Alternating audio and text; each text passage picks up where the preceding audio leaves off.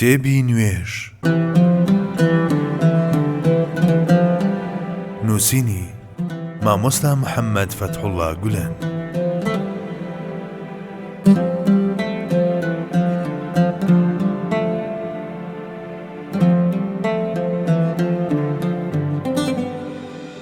کاتێک ئیمان دەچێتە دڵەوە.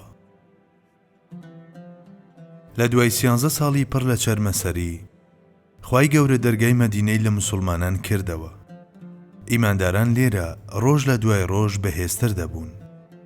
هاوشێوەی ئەو چنارەی کە لە سەر ڕەجی خۆی ڕاگیر بووە. لە جەنگی بەدردا یەکەم میوەی ئەمەیان چنیەوە و سەرکەوتنێکی مەزنیان بەدەستێنا.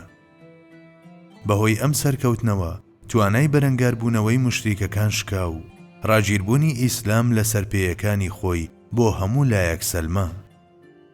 مشریکەکان هەرچەندیان دەکرد نەیان دەتوانی بابەتی دۆڕان بە گروپێکی کەمی وەک 300 کەسی قبول بکەن، بۆیە لە هەموو دەرفەتێکدا هەوڵی تۆڵەکردنەوەیان دەدا. سەفوانی کوڕی ئومەیە و عومەری کوڕی وەهەب دوو ئامۆزا بوون کە لە قین و نەفرەتی پێغەمبەر لێوان لێو بوون. برینی هاوبەشیان ئەوە بوو یەکێکیان کوڕێکی بەدیل گیرا بوو، ئەوی دیکەیشیان باوکی لە شەڕدا کوژرا بوو. ئەمانە لە دوای بەدر دانیشت بوون و نەخشەی خراپەکاریان بەرامبەر بە موسڵماناندا دەڕشت. لە کۆتاییدا لەسەر بڕیارێک ڕێککەوتن. عومەیری کوڕی وەهەب بە بیانووی بینینی کوڕەکەی بچێت بۆ مەدینە، بە بەهانەیەک خۆی لە پێغەمبەر صلی الله علیه وسلم نزیک بخاتەوە، پاشان بە خەنجەرە ژەهراویەکەی بیکوژێ. بەم جۆرە هەم تۆڵەی خۆی و هەم تۆڵەی قوڕەیشی دڵپڕلەقینی دەسەندەوە.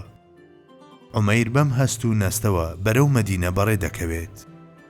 بەڵام پێش ئەوەی وشترەکەی لە بەردەم مزگەوتدا چۆکدا بدات، حەزرەتی عومەر ڕەزای خوای لێبێت دەیبینێت و دەڵێت ئەمە عومەیری دوژمنی خوایە، لە ژێر کەواکەیەوە نیشانەی خەنجەر دیارە، ئاگادار بن شتێک لە پێغەمبەری خوا نەکات.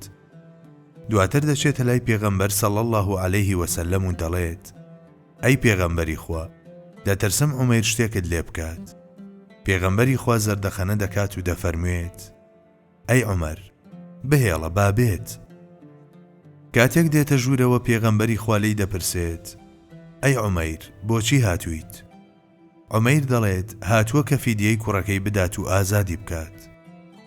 پێغەمبەر صلی الله علیه وسلم دەفەرموێت ئەگەر حەز دەکەیت با من پێت بڵێم کە بۆچی هاتووی.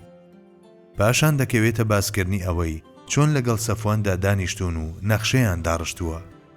ئەم کەسەی کە بە شەیتانەکەی قوڕەیش ناوی دەرکرد بوو لەگەڵ بیستنی ئەمەدا ڕادەپەڕێت و شایەتمان دەهێنێت.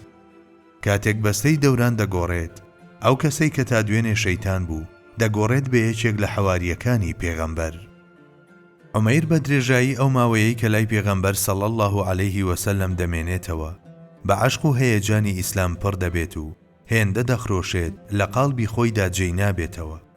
ئەو دەیەوێت مافی ئەو خەنجەرە بدات کە بۆ کوشتنی پێغەمبەری خوا داینابوو، بۆیە داوای مۆڵەت لە پێغەمبەر صلی الله علیه وسلم دەکات بۆ گەڕانەوە بۆ مەکە. پێغەمبەری خوا دڵنیایە لەوەی مەکەییەکان ناتوانن هیچ شتێک لەم پیاوە بکەن کە هێندەی حەزرەتی عومەر ڕەزای خوای لێبێت ئازا و دلێرە، بۆیە ڕێگەی گەڕانەوەی دەدات. لەولاشەوە سەفوان ڕۆژانە دەست هەڵدەگڵۆفێت و چاوەڕێی هاتنی هەواڵە مەزنەکەیە لە مەدینەوە.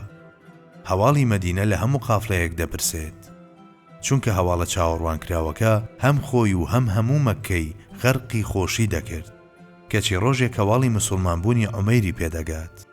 ئەم هەواڵە هێندە کاری لێ دەکات وەختە شێت ببێت. عومەیر ڕەزای خوای لێبێت هاوشێوەی تەحەدای دەرچوونی حەزرەتی عومەر ڕەزای خوای لێبێت لە مەکە داخڵی مەکە دەبێت. زۆربەی زۆری ڕۆژەکانی لە مەکە بە باسکردنی حەق و حەقیقەت بۆ مەکەییەکان بەسەر دەبات. عومەیر لە ماوەیەکی زۆر کەمدا مافی تەواوەتی موسڵمانیەتیەکەی دەدات، چونکە کاتێک دوای 1-2 ساڵ دەگەڕێتەوە بۆ مەدینە لەگەڵ خۆیدا کۆمەڵێک تازە موسڵمانی هێناوە. بەڵام سەفوانی ئامۆزای سەرەڕای هەموو پێداگریەکان کە لە ڕەقی دەنوێنێت و هێشتا داخل بە کاروانی پیرۆزەکان نەبووە. لەگەڵ فەتحی مەکەشدا خۆی کۆکردوێتەوە و بەرەو وڵاتانی دوور هەڵدێت. عومەیر ڕەزای خوای لێبێت ئەمەی زۆر پێ ناخۆش دەبێت. دەچێت ڕووداوەکە بۆ پێغەمبەری خوا باز دەکات و داوای لێ دەکات ڕێگەی بدەن داڵدەی سەفوان بدات. وەک نیشانەیەکیش بۆ ئەمە داوای ئەو مێزەرە دەکات کە پێغەمبەری خوا صلی الله عليه وسلم لە فەتحی مەککەدا لەسەری پیرۆزیەوە پێچا بووی و هەمووان بەو شێوەیە بینی بوویان. چونکە عومەیر باوەڕی وایە سەفوان لە ئایندەدا سوودی بۆ ئیسلام دەبێت. حەزرەتی عومەیر ڕەزای خوای لێبێت لە کۆتاییدا بە سەفوان دەگات و دەیهێنێت بۆ لای پێغەمبەر صلی الله عليه وسلم. کاتێک دێتە خزمەتی پێغەمبەر درودی خوای لەسەر بێت زۆر مەحزونە و شەرم دەکات لەوەی تەماشای نێوچاوانی بکات. دەڵێت ئەی پێغەمبەری خوا، عومەیر وتی کە داڵدەم دەدات، ئایا ئەمە ڕاستە؟ پێغەمبەری خوا دەفەرموێت بەڵێ ڕاستە. پاشان دەڵێت دان بە حەقانیەتی ئەو شتانەدا دەنێم کە تۆ هێناوتن، بەڵام داوا دەکەم 2 مانگ مۆڵەتم بدەیت هەتا بیری لێ بکەمەوە. پێغەمبەری خوا وەک ئەوەی قارەمانێتی ئەوی لە بەرچاودا بێت کە لە داهاتوودا بەرامبەر بە بیزانتیەکان لە یەرموکدا دەینوێنێت بە زەردەخەنەوە دەفەرموێت 4 مانگ مۆڵەت بۆ تۆ، کەچی ئەو دوای چەند هەفتەیەک دێت و شایەتمان دەهێنێت.